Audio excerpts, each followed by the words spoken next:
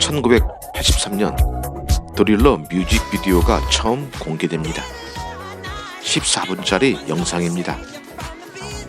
마이클 잭슨이 좀비들과 함께 춤을 춥니다. 할로윈마다 전 세계에서 틀어주는 바로 그 영상입니다. 전 세계가 멈췄습니다. 그날 밤 그 노래를 쓴 사람은 집 안에 있었습니다. 혼자였습니다. 영국 링커셔 해안가 클리소프스. 바다가 보이는 작은 도시입니다. 화려한 음악 도시가 아닙니다. 바람이 많이 불고 날씨는 늘 회색이었습니다. 아버지는 동화책을 읽어주지 않았습니다. 대신 트랜지스터 라디오를 요람한 베개 위에 올려뒀습니다. 그 아이는 밤새 흘러나오는 라디오 음악을 들으며 잠들었습니다. 로드 템퍼턴. 1949년 그 도시에서 태어났습니다. 그는 스타를 꿈꾼 적이 없습니다. 무대에 서고 싶다는 생각을 한 번도 한 적이 없었습니다. 대신 이런 질문들이 머릿속을 떠나지 않았습니다. 왜 이 후렴은 기억에 남는가? 왜 이 베이스는 몸을 움직이게 하는가? 라디오에서 흘러나오는 노래들을 공학자처럼 해부했습니다. 악보를 읽지 못했습니다. 음악을 정식으로 배운 적도 없었습니다. 그냥 귀로 들은 것을 분석하고 손으로 쳤습니다. 그가 원한 건 단 하나였습니다. 완벽한 곡. 스릴러. 지금까지 역대 가장 많이 팔린 음반입니다. 6,600만 장. 그 타이틀곡을 쓴 사람이 로드였습니다.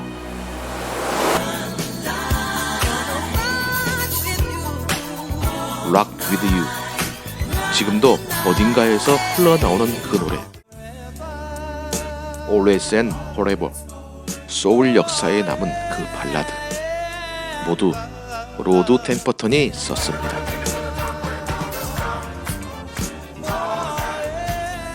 그런데 이 이름을 아는 사람이 거의 없습니다. 왜 그는 보이지 않았을까요? 이게 이 이야기의 핵심입니다.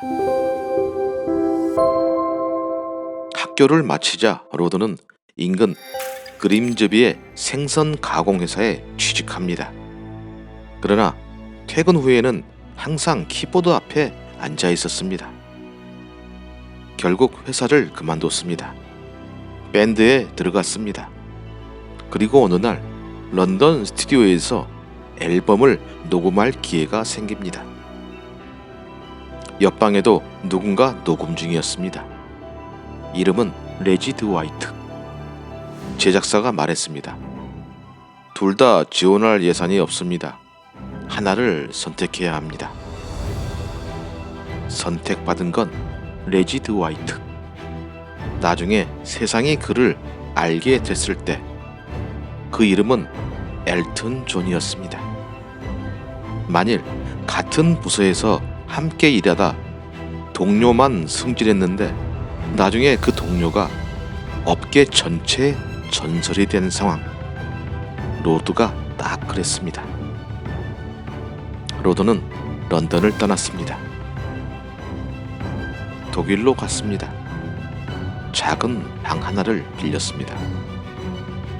방이 얼마나 좁았냐면 TV를 놓을 공간이 없어서 오르간 위에 올려뒀습니다. 빨래더미 옆에 전자 피아노 하나.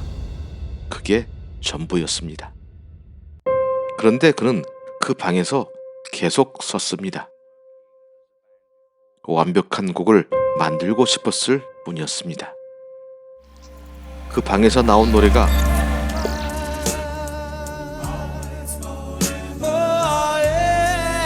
Always and Forever 였습니다. 소울 역사에 남을 명곡이 빨래 더미 옆에서 탄생했습니다.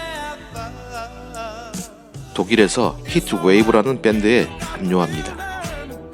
1977년 로드가 쓴 부기 나이트가 빌보드 2위에 오릅니다.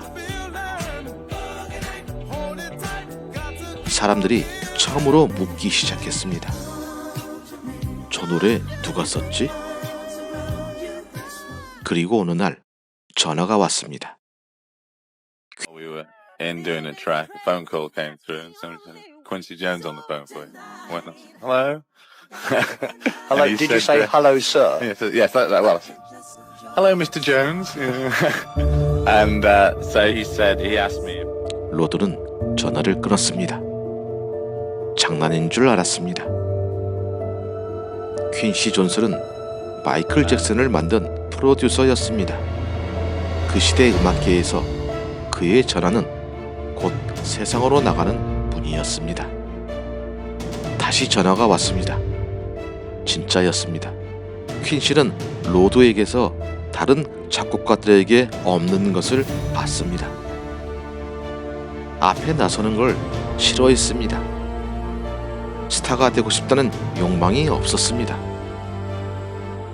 멜로디와 대중성을 동시에 이해하는 귀가 있었습니다. 퀸시는 천재성보다 태도를 먼저 봤습니다. Be so kind as to try and write something for Michael Jackson and Rufus who's doing at the same time. 마이클 잭슨의 솔로 앨범 Initially I said, 같이 하겠냐고. 1979년 Off the Wall.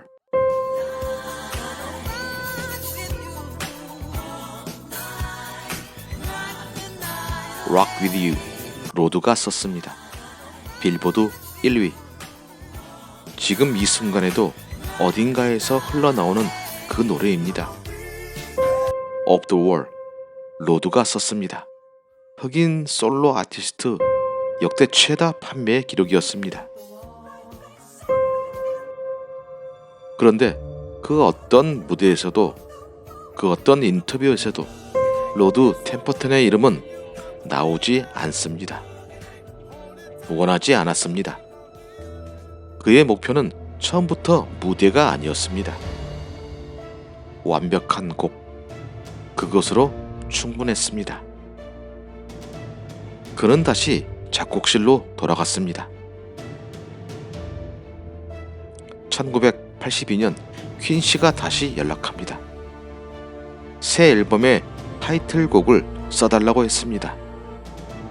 로드는 호텔방으로 돌아갑니다.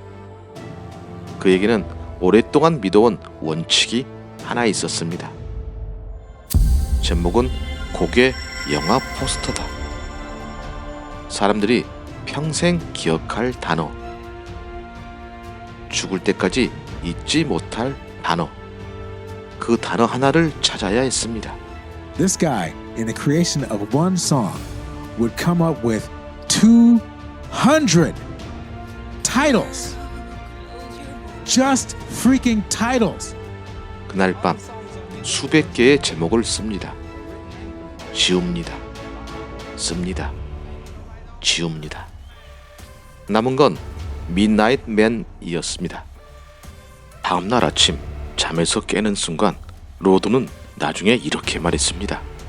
So 200 titles later, Thriller. Okay, now we're on to something. And then that opened up a whole new world. The next morning I woke up and I just said this word.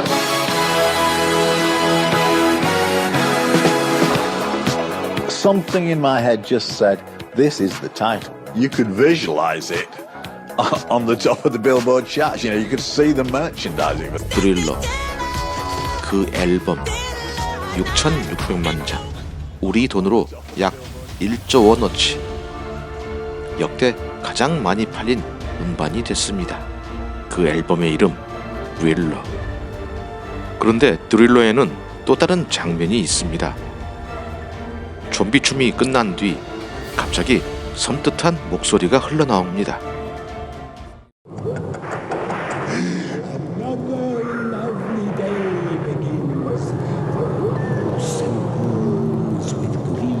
할로윈마다 전 세계에서 틀어주는 그 공포스러운 나레이션입니다. 그 목소리의 주인공은 빈센트 프라이스. 당시 헐리우드 공포 영화를 50년간 지배한 배우였습니다. 그 대사를 누가 썼을까요? 로드였습니다. 실제 대사는 이렇게 시작합니다. Darkness falls across the land. The midnight hour is close at hand. 할로윈마다 공포 영화에서 흘러나오는 바로 그 목소리입니다. 퀸시 존슨이 전날 밤 전화했습니다. 내일 빈센트 프라이스가 옵니다. 대사를 써줄 수 있어요? 로드는 다음날 택시 안에서 썼습니다. 스튜디오 도착하는 순간 빈센트가 앉았습니다. 바로 녹음을 시작했습니다. 할로윈마다 흘러나온 그 목소리. 택시 안에서 태어났습니다. 1983년 드릴러 뮤직비디오가 처음 공개됩니다. 전 세계가 멈췄습니다. 그래미 시상식, 레드카페, 플래시가 터집니다. 마이클 잭슨의 이름이 세상을 덮었습니다. 퀸시 존슨의 이름이 올라갑니다. 그 시간 로드 템퍼턴은 집에 있었습니다. 시상식에 가지 않았습니다. 원래부터 무대 체질이 아니었습니다. 그래서 음악계는 그에게 별명을 붙였습니다. 투명 인간, 보이지 않는 사람. 2016년 9월 25일 로드 템퍼턴이 런던에서 사망했습니다. 향년 66세. 암이었습니다. 세상은 열흘 동안 몰랐습니다. 스릴러를 만든 사람이 세상을 떠났는데 열흘 동안 뉴스가 없었습니다. 그로부터 10년이 지났습니다. 마이클 잭슨의 영화가 개봉했습니다. 퀸시 존스가 나옵니다. 마이클이 무대에 섭니다. 스릴러가 흐릅니다. 좀비들이 춤을 춥니다. 지금 이 순간에도 어딘가에서는 스릴러가 재생되고 있습니다. 누군가는 운전하면서 듣고, 누군가는 영화관에서 듣고, 또 누군가는 1980년대 플레이리스트에서 아무 생각 없이 넘기고 있습니다. 그리고 대부분은 이 노래를 만든 사람의 이름을 모릅니다. 하지만 어쩌면 로드 템퍼턴은 처음부터 그걸 원했는지도 모릅니다. 자기 이름보다 노래가 더 오래 살아남는 것.